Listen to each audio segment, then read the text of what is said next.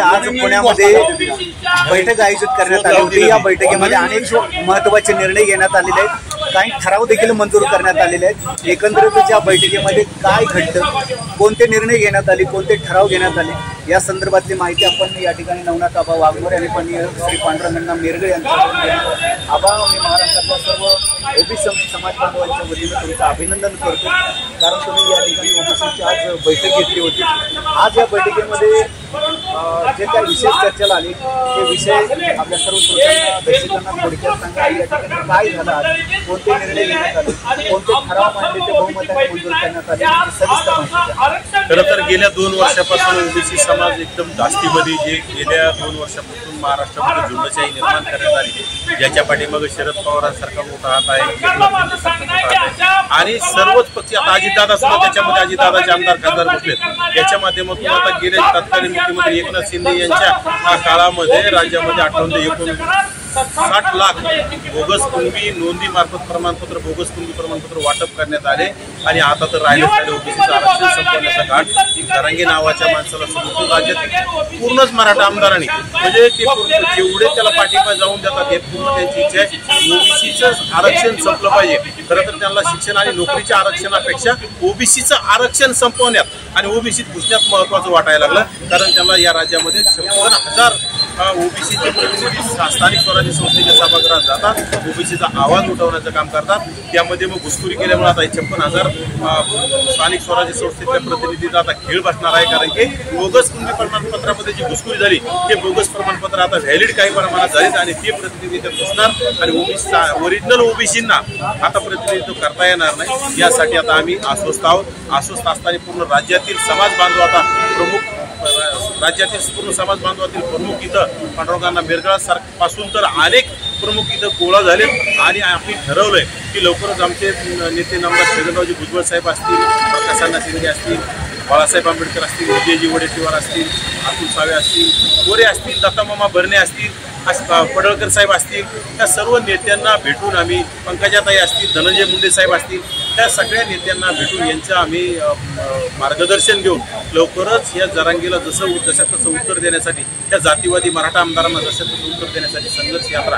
ही माळेगावच्या खंडोबापासून तर मुंबईच्या मंत्रालयापर्यंत काढण्याचा आमचा मानस आहे आणि ती लवकरच आम्ही तारीख सुद्धा या आमच्या नेत्यांना भेटल्याच्या नंतर त्याची तारीख डिक्लेअर करू आणि ही संघर्ष यात्रा खरं तर 12 ते 15% असणाऱ्या मराठा समाज मुंबईला वेठीच धरू शकतो, परंतु राज्यातला 50 ते 55% समाज काय करू शकतो हे राज्य सरकारला आणि मुंबईमध्ये आम्ही धडकल्याच्या नंतर प्रस्थापित नेत्यांना कळून जाईल, तेव्हा ओबीसीच्या पाठीत खंडित यांचं बंद होईल। त्यासाठी आम्हाला ही संघर्ष यात्रा काढायची।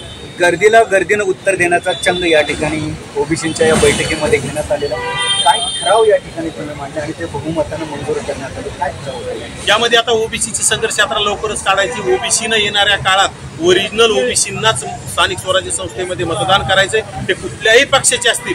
आज जर प्रमुख पक्षाने तिकीट दिलं तर ठीक आहे, नाही तर अपक्ष असतील, छोट्या मोठ्या पक्षाचे असतील, परंतु ओबीसीचं मत ओरिजिनल ओबीसीला द्यायचं, कारण की सध्या मनामध्ये भीती की हे प्रस्थापित मंडळी ज्यांचे पक्ष आहेत ते जाणीवपूर्वक ओबीसींच्या लोकांना ओबीसींच्या विरोधात ओबीसीचे डुप्लिकेट ओबीसी ते देतील आणि ओबीसींना हरवण्याचं काम करतील। त्यासाठी ओरिजिनल ओबीसींना ओरिजिनल ओबीसी मतदान करणार आणि याच्यातून जरी काही साध्य नाही झालं, ह्या जेवढे आमदार आहेत ज्यांनी जरांगेला आता पाठिंबा दिला, त्या आमदाराला राजेश टोपे आणि बच्चू कडू प्रमाणे आम्ही येणाऱ्या काळात 2029ला त्यांचा घराचा रस्ता दाखवण्याचं काम करू, कारण की आजपर्यंत ओबीसीचे जेव्हा हे सत्तेत गेले आणि ते आता ओबीसीच्या पाठीत जर खंडित होत असतील तर नक्कीच देर आहे, दुरुस्त आहे। ठीक आहे, 2-4 वर्ष निघून जातील, परंतु आमदार खासदार आम्ही पाडल्याशिवाय अस्वस्थ बसणार नाही। आम्ही 2 ट्रायल दाखवलेले आहेत, बच्चू कडू आणि राजेश टोपे सारखा 25 वर्ष आमदार राहणाऱ्या माणसाला आम्ही घराचा रस्ता दाखवला।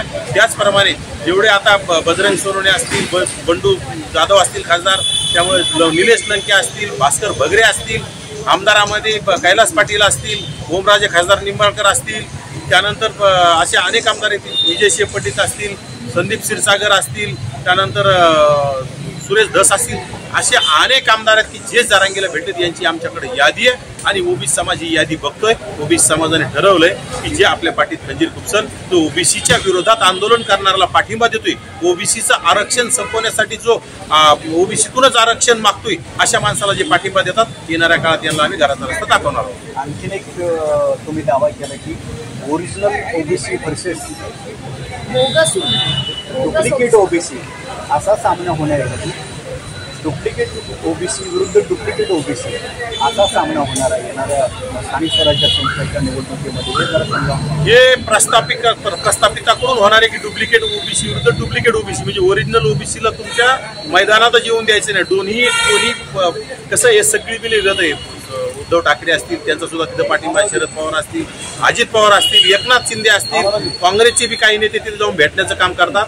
त्यामुळं त्या प्रस्थापित पक्षाच्या लोकांनी, प्रस्थापित नेत्यांनी, विशेषतः मराठा प्रस्थापित नेत्यांनी ठरवलंय की डुप्लिकेट ओबीसीच्या विरोधात डुप्लिकेट ओबीसी द्यायचा म्हणजे ओरिजिनल ओबीसीवर खुदच अन्याय होतो आणि ओरिजिनल ओबीसी त्या सत्तेच्या प्रवाहाच्या बाहेर फेकले जातो. हे सगळं केलेलं षड्यंत्र आहे. हे सगळं ओबीसीला आता समजायला लागले. त्यामुळे ओबीसीनं त्यांनी किती डुप्लिकेट ओबीसीच्या विरोधात डुप्लिकेट ओबीसी दिला तर नक्कीच ओबीसीने ओरिजिनल उभे केलेल्या ओबीसींनाच मतदान देणार आणि त्यांना सभागृहात पाठवण्याचं काम करणार. एका बाजूला रस्त्यावरची लढाई सुरू होणार आहे, त्याचबरोबर आगामी स्थानिक स्वराज्य संस्थांच्या निवडणुकींच्या पार्श्वभूमीवरती मतपेटीची लढाई देखील सुरू होणार आहे आणि ती कशा पद्धतीनं लढण्यात येणार आहे हे देखील या ठिकाणी नवनाथ आबांनी आपल्याला थोडक्यामध्ये सांगितलंय. आभार, धन्यवाद आमच्याशी बोलल्याबद्दल. या ठिकाणी आपल्यासोबत बोलण्यासाठी माननीय श्री पांडुरंग अण्णा मेरगळ जे ओबीसीचे नेते आहेत ते देखील उपस्थित आहेत. 5 मिनिटं त्यांची देखील या संदर्भात एक प्रतिक्रिया घेऊयात. आजच्या बैठकीमध्ये काय झालं? आजच्या बैठकीमध्ये राज्यामध्ये बहुतांश वेगवेगळ्या भागात चंद्रपूरपासून ते कोकणापर्यंतचे अनेक ओबीसीचे नेते कार्यकर्ते या ठिकाणी अगदी शॉर्ट नोटीसवरती कालच एक 11-12 वाजता अशा प्रकारची बैठक पुण्यामध्ये श्रमिक पत्रकार भवनला आयोजित करायचं ठरलं आणि चंद्रपूरपासून संपूर्ण ओबीसी कार्यकर्त्यांनी नेत्यांनी या बैठकीमध्ये धाव घेतली. आता आपण पाहिलं असेल की सोलापूर असेल, चंद्रपूर असेल, मुंबई असेल, कोकण असेल, मराठवाड्यातल्या नांदेड, कंधार, मोहापासून ते ह्याच्यापासून सगळे कार्यकर्ते या ठिकाणी प्रमुख कार्यकर्ते होते ज्यांनी विधानसभा लढल्या, ज्यांनी लाखो मतं घेतली. अशा प्रकारचे अनेक चळवळीचे सगळे सहकारी या ठिकाणी आज दिवसभर होते आणि या बैठकीमध्ये ओबीसी आरक्षणाला 1% जर धक्का लागला तर मग मात्र भविष्यामध्ये ओबीसी सरसावून उठेल आणि मग ओबीसींचा दावा हा महाराष्ट्रातल्या संपूर्ण 100% सत्तेवरतीच असेल. मग SC STच्या 20% जागा जर सोडल्या तर उरलेल्या 80% जागा मग त्या लोकसभेच्या असतील, मग त्या विधानसभेच्या असतील, मग त्या स्थानिक स्वराज्य संस्थांच्या असतील, त्या सगळ्या जागा ओबीसी लढतील आणि मग ओबीसींचाच न्याय, ओबीसींचाच मुख्यमंत्री, ओबीसींचाच मंत्रिमंडळ आणि संपूर्ण महाराष्ट्र सब भूमी है गोपाल की. मग ओबीसीच या ठिकाणी सगळं करतील अशा प्रकारचा ठाम निर्धार या ठिकाणी व्यक्त केला गेला आहे. आणि नांदेड जिल्ह्यातल्या खंडोबाच्या मंदिरापासून ते पुण्यात मुंबईच्या मंत्रालयापर्यंत एक भव्य दिव्य अशा प्रकारची एक संघर्ष यात्रा त्या ठिकाणी काढायची आणि जर का एक 12-14% मराठे त्या ठिकाणी मुंबई वेटीत धरू शकत असतील तर मुंबईच्या शेजारचा कोळी, आगरी, भंडारी, भराडी आणि त्या ठिकाणचा धनगर असेल, माळी असेल, साळी असेल, कोळी असेल, ही सगळी मुंबई आणि ही सगळा विषय ओबीसींचा आहे. आम्ही जर सरसावलो तर आम्ही काहीच अविश्वास दाबला तर तुम्ही मुंबईची लाईफलाईन नाही, आम्ही अख्ख्या देशाची लाईफलाईन. ओबीसी जर खवळले तर या देशामध्ये ना रेल्वे चालू शकतील, ना विमानं चालू शकतील, ना कॅनॉलला पाणी, ना शहरं, सगळंची सगळं ठप्प करण्याची व्यवस्था करा. ह्या सगळ्या व्यवस्था त्या ओबीसींच्या हातातल्या व्यवस्था आहेत आणि म्हणून ओबीसी हा एक झोपलेला अजगर आहे. त्याला डिवचण्याचा अल्पसंख्य मराठ्यांनी प्रयत्न करू नये. तुमची टिवटिवाट आता आम्ही भरपूर ऐकला. जरांगे आणि तुझ्या समोर असलेल्या तुझ्या सगळ्या ह्या 12 भाईचं जे कारस्थान आहे का नाही तुमचं मराठ्यांचं, बंद करा हे नाटक. तुमच्या बापाचा महाराष्ट्र नाही, महाराष्ट्र आमच्या बी बापाचा आहे. अरे छत्रपती राजाला या ठिकाणी घोडखिंडीमध्ये असेल, पन्हाळ्यावर सुटका करत असताना असेल, कोंढाण्याचा विषय असेल, प्रत्येक ठिकाणी ओबीसी वीरांनी, ओबीसी लढवय्यांनी हा महाराष्ट्राने आमच्या छत्रपती राजाला जगलेला आहे. जिजाऊ मातोश्रींचं स्वप्न होतं की हे राज्य व्हावं आणि एक असा राजा जन्माला यावा. पण त्यावेळेस जिजाऊंच्या आणि छत्रपती शिवाजी राजांच्या त्यावेळेच्या स्वराज्याला विरोध करणारे कोण होते? कोण होते सरदार, कोण होते सुभेदार, कोण होते सुभेदार, कोण होते सगळे मंडळी, कोण निजामापाशी, कोण गोवळकोंड्याच्या कुतुबशहापाशी, कोण मोगलांपाशी, कोण होते ही सगळी मंडळी. अरे शिवाजी राजांच्या स्वतःच्या राज्याभिषेकाला स्वतःचा जावाई उपस्थित नव्हता. छत्रपती संभाजी राजांना पकडून देऊन त्यांचे हाल करून मारण्यामध्ये कुणाचा हात होता? छत्रपती शिवाजी राजांना विष देणाऱ्यांमध्ये कोण मंडळी होती? आणि म्हणून छत्रपती शिवाजी राजांच्या पुतळ्याच्या समोर बसून नौटंकी करणाऱ्या खरपुड्या जरांग्या छत्रपती शिवाजी राजा आमचा होता. आमच्या वीरांनी या ठिकाणी त्याचं संगोपन केलं. अंगा खांद्यावरती शिवाजी राजांना आमच्या तानाजीनं, आमच्या बाजीनं, आमच्या मुरारबाजीनं, आमच्या जीवा महाल्यानं आणि आमच्या शिवा कासिदांनी या ठिकाणी ह्या स्वराज्याची आमच्या इंदलकरांनी एक एक वीट, एक एक दगड, एक एक चिरा ओबीसी वीरांनी घडवलेला आहे. आणि म्हणून मराठ्यांच्या नौटंकीबाज मराठ्यांनो, तुम्ही जर का आमच्या वाट्याला गेला, ओबीसीचा आजगर आता जागा झालाय. महाराष्ट्राचा प्रत्येक घटक या राज्यातल्या 450 जाती आणि जमातीमधला ओबीसी आज जागृत झालेला आहे. आणि मराठ्यांची ही नौटंकी आमच्या हक्क अधिकारावरती, आमच्या न्यायावरती जर तुम्ही आज आणण्याचा प्रयत्न केला तर तुमचं खरजुलं कुत्र सुद्धा इथून पुढे आम्ही विधानसभेमध्ये जाऊ देणार नाही. या गोष्टीची नोंद घ्यावी. अन्याय करताना अरे 400 वर्ष तुम्हीच क्षत्रिय, तुम्हीच राजे, तुम्हीच सरदार, तुमच्याच वतनदाऱ्या, तुमच्याच जमीनदाऱ्या, लाज वाटत नाही तुम्हाला आरक्षण मागताना? हे जिजाऊंच्या स्वप्नातलं स्वराज्य आहे का? हे छत्रपती शिवाजी राजांच्या स्वप्नातलं स्वराज्य आहे का? हे धर्मवीर संभाजी राजांच्या स्वप्नातलं स्वराज्य आहे का? हे तारा राणीच्या स्वप्नातलं स्वराज्य आहे का? स्वराज्य हा माझा जन्मसिद्ध हक्क आहे आणि तो मी मिळवणार म्हणणाऱ्या बाळ गंगाधर टिळकांचं, लोकमान्य बाळ गंगाधर टिळकांचं हे स्वराज्य आहे का? महात्मा गांधी यासाठी दांडी यात्रा काढली होती का? कृष्णावस्थेमध्ये हातामध्ये काठी घेऊन अर्धनग्न असणाऱ्या त्या महात्म्यानं या खंडप्राय देशाला जे स्वातंत्र्य मिळवून दिलं, हे असल्या नौटंकीबाज मराठ्यांनी आमच्या हक्क अधिकारावरती आणि गडावरती अन्याय करण्यासाठी दिलंय का? आणि म्हणून वाड्यातला, पाड्यातला, खेड्यातला सगळा ओबीसी आता आम्ही जागृत करणार.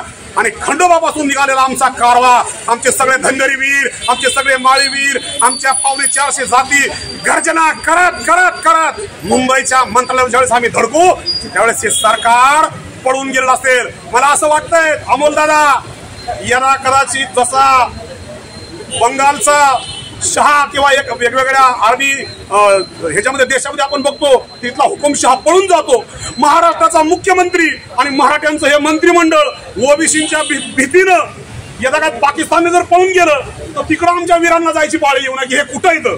कारण एकदा का तुम्ही आमच्या हक्कावरती आज आणले, घरात घुसून वडू काढू, तुमचे कपडे काढून तुम्हाला नागर करू, तुमचा इथला जो कोतांड अशा प्रकारचा फुले शाहूवाद आहे तो आम्ही नग्न करू आणि खरा शिव फुले शाहूवाद, आंबेडकरवाद या महाराष्ट्राला आम्ही शिकू. आम्ही गरिबांची पोर आहे पण आम्ही ठाम आहोत आणि हा लढा आम्ही निर्धारानं लढणार. कुठल्याही प्रकारचे मतभेद न होता लढणार आणि आम्ही जिंकणार. ओबीसीच्या आरक्षणाला धक्का लागू देणार नाही म्हणजे नाही. जरांग्या हिशोबात राहा. ओबीसीच्या आरक्षणाला धक्का लागू निर्धार या ठिकाणी पांडुरंग मेरगे यांनी व्यक्त केला आहे. ओबीसीचे दुसरे मोठे बलाढ्य नेते माननीय श्री माधवराव हळणवर आपल्यासोबत आहेत, त्यांची देखील या ठिकाणी आपण प्रतिक्रिया देणार आहोत. भाऊ, आजच्या बैठकीमध्ये काय झालं, तुम्ही कोणता मुद्दा मांडला, कोणतं ठराव घेण्यात आले? आजच्या बैठकीमध्ये संपूर्ण राज्यभर ओबीसी भयभीत झालेला आहे. त्यांची जनजागृती करण्यासाठी सर्वच ओबीसी नेते मंडळी यात्रा काढणार आहेत. ओबीसींचा एक उद्रेक त्या महाराष्ट्रामध्ये या यात्रेच्या दरम्यान बघायला मिळेल. परंतु काल जरांग्यांनी छत्रपतींच्या पायापाशी बसून धनगर समाजाचा जो अपमान केलेला आहे त्याचा पहिल्या प्रथम मी निषेध करतो. कारण आमची जात ही समोरासमोर लढणारी आहे असताना सुद्धा जरांग्यांनी आमच्या धनगरांच्या गांडीत लाकडं घातली अशी भाषा. तो व्हिडिओ तुम्ही एडिट केला आणि टाकला असा देखील? नाही, एडिट नाही, तो प्रसार माध्यमातून आलेला आहे. एडिट बिडिट कुणी केलेलं नाही. जरांगे हे स्पष्ट बोललेलं आहे, धनगरांच्या गांडीत लाकडं घातली. अरे जरांग्या, आम्ही लढणारी जात आहे. मल्हारराव होळकर, यशवंतराव होळकर यांच्या रक्तामासाचे आम्ही आहोत आणि आटके पार झेंडे धनगरांनीच लावले होते. आमच्याकडे, तुझ्याकडे जर लाकडं असतील आणि तू अशाच भाषेत बोलणार असेल तर मल्हारराव होळकरांचा 10 फुटी भाला आमच्या धनगरांच्या प्रत्येक पोराच्या हातामध्ये आहे आणि तो कसा कुठं घुसेल आणि कसा घुसेल हे तुला पण कळणार नाही. एकंदरीतच ओबीसी समाजामधून संतप्त प्रतिक्रिया, संतप्त भावना या ठिकाणी व्यक्त केल्या जात आहेत. त्याच वेळेस गर्दीनं उत्तर देण्याची देखील जोरदार तयारी या ठिकाणी सुरू आहे. धन्यवाद. आपला मित्र, आपला कार्यकर्ता अमोल पांढरे. जय मल्हार, जय भारत.